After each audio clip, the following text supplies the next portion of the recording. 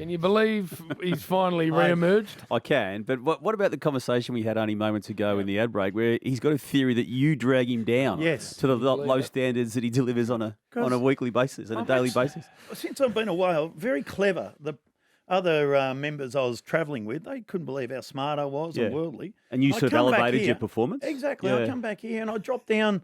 I'm down with Richmond and North Melbourne at the minute. Smart I was and worldly. I can't believe either of those things have ever been said about you. You're looking well, Damien. Am I? Yes, you look fresh. Do I? You do. We're halfway through a season, Bill, so we've got a little bit to go. But what are you going to give us some nice news? Well, please? just fresh out of the AFL, which is now becoming public. Kylie Rogers, Jim, well known to a lot of people in footy, head of commercial and a lot of other good job. Customer as well as part of her current briefings.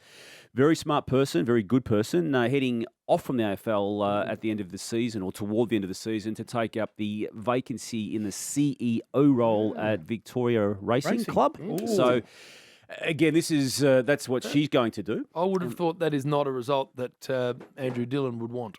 I couldn't see how we'd be happy with that. No. Now, again, from what I've been told, he's obviously signed off on it because he's CEO and the contract's She's up. entitled to take on whatever challenge she wants to, but she's been very good for that business. Yeah, and she was in the running herself for the Andrew Dillon accepted role as CEO of the AFL once Gillan McLachlan went. And this is the speculative part of this. I haven't made calls on this because it's only very fresh. But given that Gillan McLachlan had been linked to the chair role, and it's a chair role, people get these roles confused. Kylie Rogers has taken the CEO role. Which was Steve Rossich, the former Fremantle Football Club chief executive. She's now accepted that. We'll take that job toward the end of the season or year. And the vacancy still exists in the chair role. Given Gillan was very, very working closely with Kylie for a long time, it probably just puts some more oxygen into that possibility. We all thought that was over the line. The chairmanship. Yeah, I think he is trying to work out what he does with his main job as well. And there's many offers in front of him, and he's just handpicking, the one that he wants to do. And one of those was a gambling or a wagering outlet, and the vacancy in that CEO role as well. So if he took that, that would preclude him from then having the role in racing in that space. So a few things to wade through. Well, let's get through a couple of quick ones. I felt Chris Scott's observations post the weekend game. Now, we know, Bill, that the interpretations on holding the ball were new this week compared with what had happened in the previous 11 weeks. New. I felt the first two matches of the 7 played on the weekend were well umpired and well adjudicated. I felt toward the end of the weekend, and you may have different views. I thought it got a bit murky again. But Chris Scott, I think, raised a really good point in the big picture as to the effect this will have. It's fundamentally changed the way that you play around the ball. We can see that after how many games have been played, 4 or 5. And so there will, I think, continue for a few weeks to be an adaptation period for the players. I haven't got a really strong opinion on it just yet, but the one thing I'm happy to say is we will need to adjust the way we play off the back of it. And that's not ideal in round 11 or 12 or whatever it is. I could listen to Chris Scott all day, every day. He's not for everyone, I get that, but he is for me. And I think the point he raises, Jim, is that the ladder has been shaped to the halfway point of the season by a certain adjudication, which then creates a certain game style that coaches and various teams work backwards from. Now, I think it's a good point he raises, as of the halfway point, all those rules that they've been adhering to and been working toward are just out the window. Yeah. Well, my comment over the weekend is I don't want to see a game of footy where players are wondering whether the right thing to do is take possession. That's my concern. Yes. And you called the 3 games? Yeah, there were times when basically the ball almost hadn't arrived in a player's hands before he was tackled and pinged. So he's going to be scratching his head going, well, next time, do I actually take possession? Yeah. Or do I just tap it on? Tap it on, and we don't want that. No. So I think it was a strong start. My suspicion is that they'll have a slight overcorrection back to normality or something a bit more normal. Usually happens. The one that annoys me that I can't get my head around is if a player gets run down from behind and is in the motion of kicking but doesn't make contact with the ball, that is too often play on for me. Yeah. You've had all sorts of time to get rid of it and chose not to. Well, you're choosing to run away. You're choosing to run away prior. and you tackled. You don't make that's holding the ball. Nick That Dacos, should be holding the ball. That happened the other night with Nick Dacos, didn't it? It got knocked out of his hands. We saw the free kicks. That's an umpire different error. one. Yeah, that was an error. Yeah. The other one I didn't mind is when there's 3 blokes in there and they're all holding it and the umpire come in really quick. like really quick stops, ball all up. that. Yeah. Ball up. Yeah, Yeah, agreed. no free kick, ball up. I like why that. the third person comes in to tackle, I've never got my head around, but we know why clubs You're do told, it. yeah. Now, you've been really strong, and you and I don't always share the same views on every topic, but we do on the Hawthorn racism saga in terms of how it's been handled, particularly from the Hawthorn club commissioning it. Now, Lee Matthews, who is still a board member of the Brisbane Lions and clearly has a close connection with Chris Fagan, one of the people accused of the racism in this situation, he, for the first time, at least strongly, publicly, went really hard on this issue on 3AW on the weekend. Jeff Kennett might have started the mess when he was chairman of Hawthorn, but he said this week, the only way now is to go to court, let all the people who've got a complaint make their complaint, be cross-examined. I doubt if that'll happen because anyone who's looked at it with it from behind the scenes to just say there's nothing here, there's nothing to substantiate the complaining. Don't put words in his mouth. Lee, if he says it, fine, but don't tell me that's what he thinks. I'm saying is they'd all like it to end, but I hope it goes to court now. The complaint for Chris Fagan is he nodded his head once in a meeting. Yeah, I mean, I'm absolutely how petty, with you on that. That's the complaint. And the reputational damage has been, it is shambolic and it's disgusting. Those final two words, shambolic and disgusting, from someone who's got a certain lens on it, Jim. That, Look, I think more and more people now are taking the same view. I'm with Lee. Go to court and be cross-examined. And if the gentlemen concerned have done the wrong thing, then you copyright whack. But the fact that nothing is happening and their reputational damage has been, especially when you come to Clarko and Chris Fagan, right. I agree with him. Yep. It's just been so appallingly handled from start to finish. Yep. And we still are no nearer to a resolution. No, we're not. And the damage and the toll it's taken on those two individuals, particularly equally the First Nations families who in good faith gave their time information to a study by the Hawthorn Football Club, which was just as Lee Matthews says, shambolic. Right. Will Dusty play 300 game? Doubt it. He will play This 300 weekend? game, but not this weekend, Bill. Unlikely. Why is that? Well, they've got a game against Adelaide on Thursday, and they're saying it's too short a time for an older player to prepare for. Whereas conveniently, Bill, they've got an MCG game the following weekend. I see. Join the dots? Yes.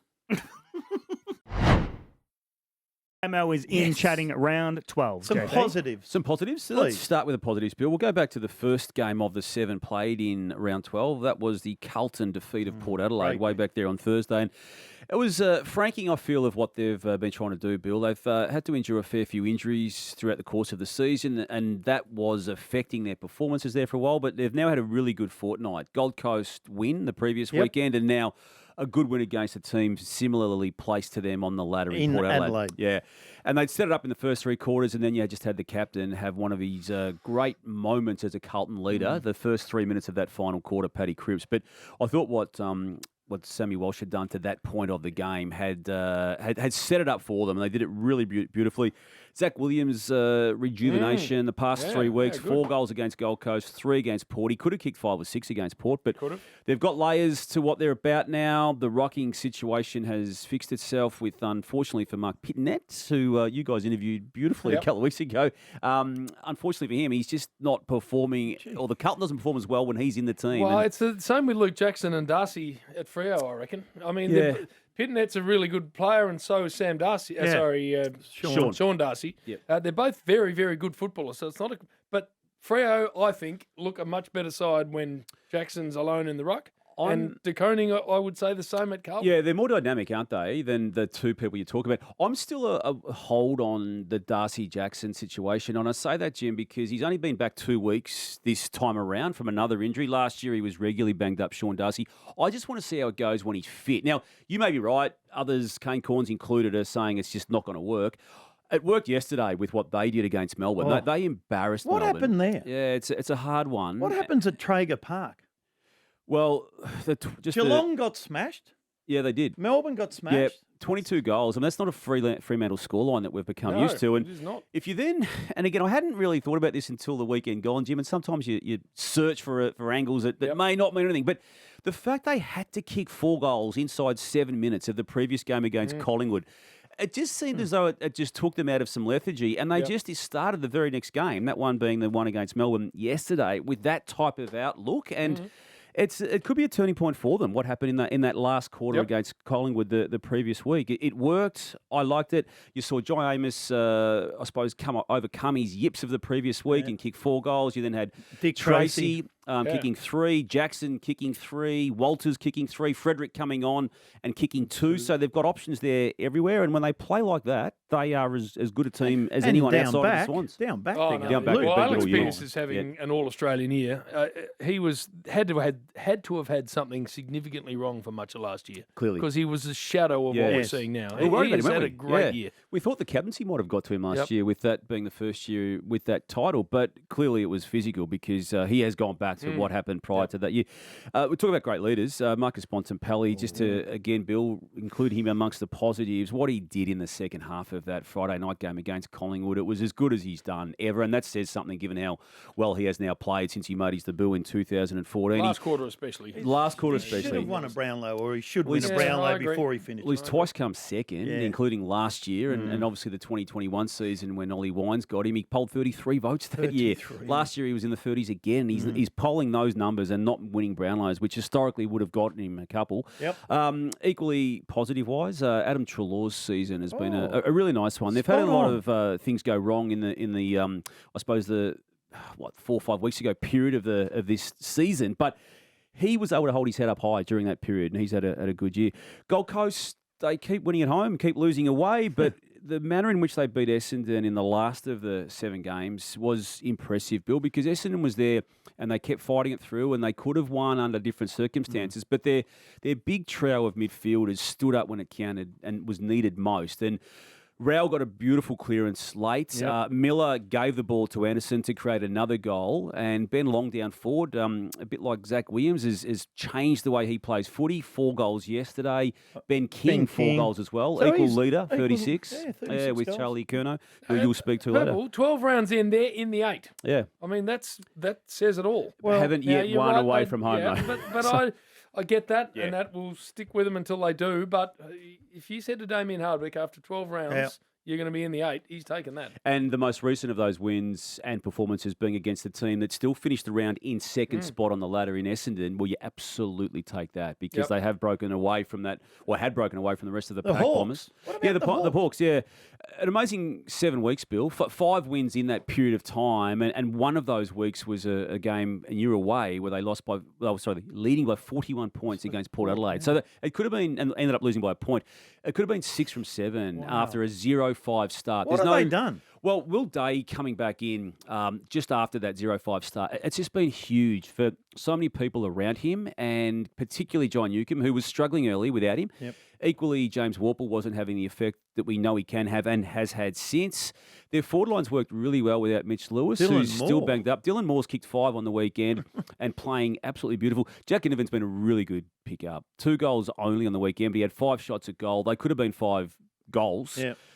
It's just functioning nicely. And Sicily down back, it's working really well with Weddle. Frosty's playing really, really well. Eamon creating some plays off back. So they're a really good team to like. And in that space, what they've been doing are going to be problematic from a finals perspective. Sam Mitchell's done well, hasn't he? Because he copped it there for a month. He did. And look, he embraced that scrutiny and just committed and vowed to change, and he has. All right, negatives next? Yes. All right. We'll start with Melbourne in this space because the iconic captain came into the Triple M studios, as he does this year with Marty Sheargold and crew, and spoke very forlornly about what happened in Alice Springs yesterday against Fremantle. Fallen glumly. We just got completely outplayed. A lot got to do with Fremantle, a little bit got to do with us. Certainly our contest wasn't good enough. There's sort of 3 key areas: there's defence, offence, and contest. We got beaten all 3, but contest and defence is something we're pretty proud of. And we had 37 inside 50s to 68, which is like the opposite of how we want to play our footy. So you package up the past month now, minus 92 points yesterday. That was what they lost by, extraordinarily. Previous week, battled hard against St Kilda, got the win by 6 goals. Previous to that, 6-goal loss to West Coast. And then 4 weeks ago, a 1-point loss to Carlton. So 3 losses in the past 4 weeks. The win coming against St Kilda. Problems there, given how bad yesterday was on so many fronts. Jake Lever not being available, that's a factor, but not the reason they get belted by that amount, Bill, and got embarrassed in that happening. 37 inside 50s, did he say? Yeah. You're not going to win any games with that. No. And Freo kicked 5, then they kicked 6, they kicked 7. They have smashed them. 22 goals, as you said. Freo kicking that, Melbourne 7. I don't know. It's Traeger Park. There's something up there. I don't know. Those the Suns play well there. Wasn't a problem Freo. for the Dockers, was it? Oh, exactly. Suns don't play there, Bill. The Suns belt. They In do. Darwin. That was Darwin. They were playing Darwin. Same state. Right. There's That's something the about the state, you territory. reckon? Or territory? But Fat, Yeah, territory even. even watching the game on television, like Melbourne from about halfway through the second quarter were nowhere. Yeah. Like on the TV screen, there were like 8 Dockers jumpers to about 2. And they kicked the first 2 goals, didn't they, the Melbourne? work So- rate Yes. just evaporated. Like Yeah. it was like it felt to me without having any idea, Purple, that like a virus had gone through the club during the Yeah. week or something like that. That's what it looked like on Yeah. the telly. Well, I've never seen Melbourne put that performance up for a long no, time. not under Simon Goodwin anyway. Not since they became good. And I'm always massive on how clubs respond, and I'm prepared with Melbourne for what it's worth. Others may have different views. Let's see what they do on Monday King's against birthday, Collingwood. yep. Yeah, Collingwood. let's just We'll watch see. that. Yeah, I mean, We'll because watch that. Collingwood's going to go in really banged up itself, and it's a chance to get back on it in front of a big crowd on a big occasion where you will be part of the pre-match on that, Jim. And calling on Triple M. Looking forward to calling, that. I didn't see that last night. Yes, you were Oh, part you're of it. calling. Calling Triple M. And, Box football. And then you're in the slide. Well, That's what you just earlier. said. What are you going to wear?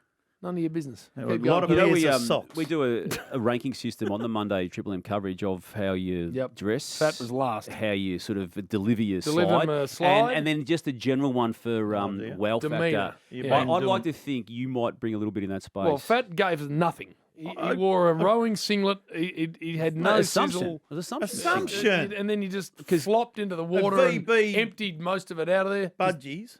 'Cause And my... And you took a tablet. You told the whiz. Yeah, he's telling that story. Yeah. Have you got that. any? Did I say that to him? I'm going to Not only did you take a tablet, you also still had the tiny little chipolata. I'm going to look at your little wiener Don't worry. up there, mate, because you have got a little wiener. Keep going, by the way. They don't Speaking call of me chunky negatives. for nothing. Yeah, I'm joking. I'd hate to see you go down, Dave. Oh, Damien. I'd wear the mankini that Jim wore on the footy show. Exactly Is he going to wear right. that? had Bill? Is plenty he going to wear going that? for it too. You should wear that. You wore it when you're president. And good. No. Keep going. I don't think it was, Jim. Adelaide Crows, I just continually get disappointed by them. I want them to be good because their best is very watchable, is. Bill.